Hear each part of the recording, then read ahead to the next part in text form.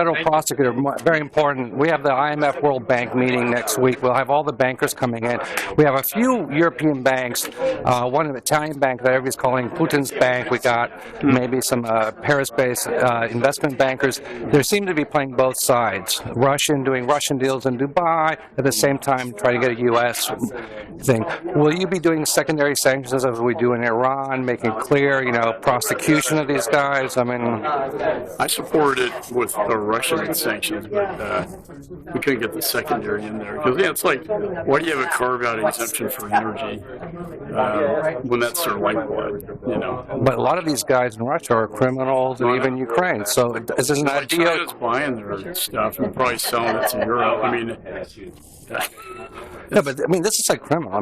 Merrick Garland, you can't play around with this kind of AML issues. Are you going to put pressure on the Attorney General and these guys and get the process? Yeah, on that, but also on the China initiative. I was a DOJ guy. I met with him in his office and talked to him about, why'd you disband the China initiative? Espionage hadn't gone away. Yeah. And the indictments, we had over 100 previous administration, now we've just had a handful. Yeah. And it's not being addressed. And the issue of either you will do business with the United States or you do business with Russia or China, but you can't do both. And in arresting these people, choice. Then don't choose us. Do they get handcuffed when they come in the U.S. and JFK? That kept a lot of the Swiss bankers out of the country. Yeah. No, is that something you'll do? Well, it would be a prohibited transaction. Yeah. Okay, thank you, sir. And then, yeah. There are a lot of oligarchs mysteriously disappearing. And they're still around. How about the oligarchs who've been financing? One flew out of a window. Yeah.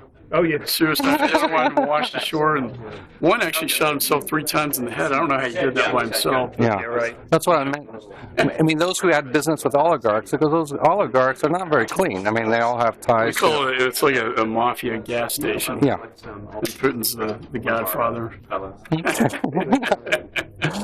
It's quite cross-border like. They get along. So the Ukrainian and the Russian oligarchs have always had ties between themselves. That's why Zelensky didn't think they were going to do it. We were giving them everything. You're like, hey, look at this. We had it. Yeah. He's like, no, they would never, because we're like related. They would never do that. Well, we had. I don't think any time in the history of the United States we had so much information before it happened. We almost knew the time, who was going to do what.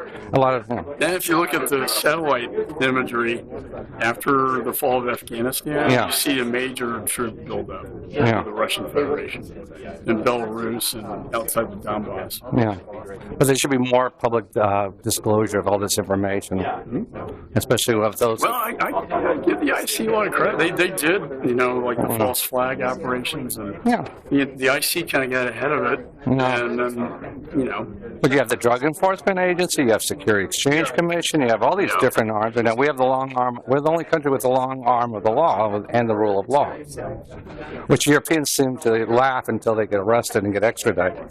Yeah. All right. And you're right. They, play both sides. Play both sides. Thank you, sir. That's what they do. But they're all going to be here in Washington next week. I'll be here. All right. Thank you, sir. Good to know. Thanks.